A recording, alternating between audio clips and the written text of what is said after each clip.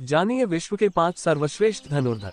दुनिया के महान तीरंदाज। धनुर्धर तो बहुत हुए हैं। राम और कृष्ण भी धनुर्धर थे, लेकिन वे भगवान थे। भगवान तो कुछ भी कर सकते हैं, लेकिन एक ऐसा भी धनुर्धर था जिसकी विद्या से भगवान कृष्ण भी सतर्क हो गए थे। युद्ध के मैदान में भीम पौत्र बर्बरीक दोनों खेमों के मध्य बिंदु एक पीपल के वृक्ष के नीचे खड़े हो गए और यह घोषणा कर डाली कि मैं उस पक्ष की तरफ से लड़ूंगा जो हार रहा होगा।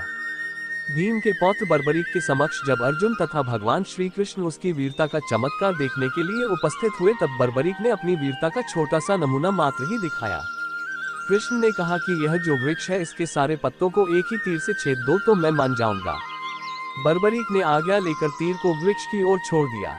जब तीर एक एक कर सारे पत्तों को छेदता जा रहा था, उसी दौरान एक पत्ता टूटकर नीचे गिर पड़ा। कृष्ण ने उस पत्ते पर यह सोचकर पैर रखकर उसे छुपा लिया कि यह छेद होने से बच जाएगा, लेकिन सभी पत्तों को छेदता हुआ वह तीर कृष्ण के पैरों के पास आकर रुक गया। तब बर्बरीक ने कहा, प्रभु आपके पैर के नीचे एक पत्ता दबा है, कृपया पैर हटा लीजिए, क्योंकि मैंने तीर को सिर्फ पत्तों को छेदने की आज्ञा दे रखी है, आपके पैर छेदने की नहीं। उसके इस चमत्कार को देखकर कृष्ण चिंतित हो गए। भगवान श्री कृष्ण ये बात जानते थे कि बर्बरीक प्रतिज्ञावश हारने वाले का साथ देगा। यदि कौरव हारते हुए नजर आए तो फिर पांडवों के लिए संकट खड़ा हो जाएगा, और यदि जब पांडव बर्बरीक के सामने हारते नजर आए तो फिर वो पांडवों का साथ देगा। इस तरह वह दोनों ओर की सेना को एक ही तीर से खत्म कर देगा। इसलिए भगवान श्री कृष्ण ब्राह्मण का भेष बनाकर सुबह बर्बरीक के शिविर के द्वार पर पहुंच गए और दान मांगने लगे। बर्बरीक ने कहा, मांगो ब्राह्मण, क्या चाहिए? ब्राह्मण रूपी कृष्ण ने कहा कि तुम दे न सकोगे, लेकिन बर्बरीक कृष्ण के जाल में फंस गए और कृष्ण ने उससे उसका शीश मांग लिया। बर्बरीक द्वारा अपने पितामह पांडवों की विजय हेतु स्वेच्छा के साथ शीश दान कर दिया। दान के पश्चात श्री कृष्ण ने बर्बरीक को कलियुग में स्वयं के नाम से पूजित होने का वर दिया। आज बर्बरीक को खाटू श्याम के नाम से पूजा जाता है। जहाँ कृष्ण ने उसका शीश रखा था उस स्थान का नाम खाटू है। तो ये थी बर्बरीक की कहानी, लेकिन आप तो जानते ही हैं कि अर्जुन को श्रेष्ठ धनुर्धरों की श्रेणी में रखा जाता है। उसी तरह लक्ष्मण, कर्ण और एकलव्य को भी श्रेष्ठ धनुर्धरों की श्रेणी में रखा गया है। इस तरह अब हमारे पास क्रमशः 5 श्रेष्ठ धनुर्धर हैं: लक्ष्मण, बर्बरीक, कर्ण, अर्जुन, अश्वत्थामा और एकलव्य। लक्ष्मण। राम के छोटे भाई लक्ष्मण को कौन नहीं जानता। लक्ष्मण ने अपने तीर से रेखा खींच दी थी। उस रेखा में ही इतनी ताकत थी कि कोई भी उसके उस पार नहीं जा सकता था। लक्ष्मण की धनुष विद्या के चर्चे दूर दूर तक थे।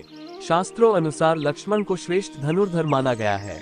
लक्ष्मण ने राम रावण युद्ध के दौरान मेघनाद को हराया था, जिसने युद्ध में इंद्र को परास्त कर दिया था, इसीलिए मेघनाद को इंद्रजीत भी कहा जाता है। कर्ण। वैसे तो महाभारत काल में सैकड़ों योद्धा हुए हैं, लेकिन कहते हैं कि युद्ध में कर्ण जैसा कोई धनुर्धर नहीं था। कवच और कुंडल नहीं उतरवाते तो कर्ण को मारना असंभव था। कर्ण के तीर की इतनी ताकत थी कि जब वे तीर चलाते थे और उनका तीर अर्जुन के रथ पर लग जाता था तो रथ पीछे कुछ दूरी तक खिसक जाता था। कृष्ण अर्जुन से कहते थे कि जिस रथ पर मैं और हनुमान विराजमान है उसके इस तरह पीछे धकेले जाने से पता चलता है कि कर्ण की धनुर्विद्या में बहुत बल है। अर्जुन। 5 पांडवों में से एक अर्जुन की धनुष विद्या भी जग प्रसिद्ध थी। गुरु द्रोण के श्रेष्ठ शिष्यों में से एक थे अर्जुन। द्रोण ने अर्जुन को धनुष सिखाते वक्त वचन दिया था कि तुमसे श्रेष्ठ इस संसार में कोई धनुर्धर नहीं होगा। इस वचन की रक्षा के लिए ही उन्होंने एकलव्य से उसका अंगूठा मांग लिया था। एकलव्य। गुरु द्रोण की मूर्ति बनाकर मूर्ति के समक्ष एकलव्य ने धनुष विद्या सीखी थी।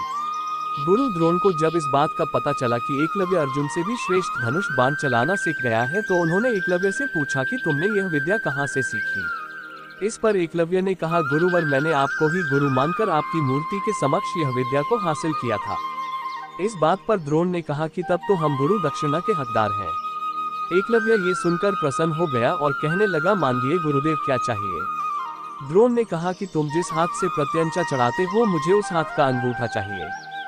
बर्बरीक की कहानी हम ऊपर लिखाए हैं।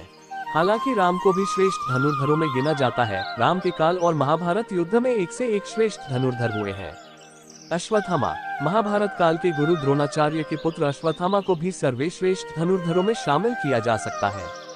प्रत्येक धनुर्धर को अपनी एक अलग ही विद्या के कारण जाना जाता था, इस लिहाज से सभी अपने अपने फन में माहिर थे।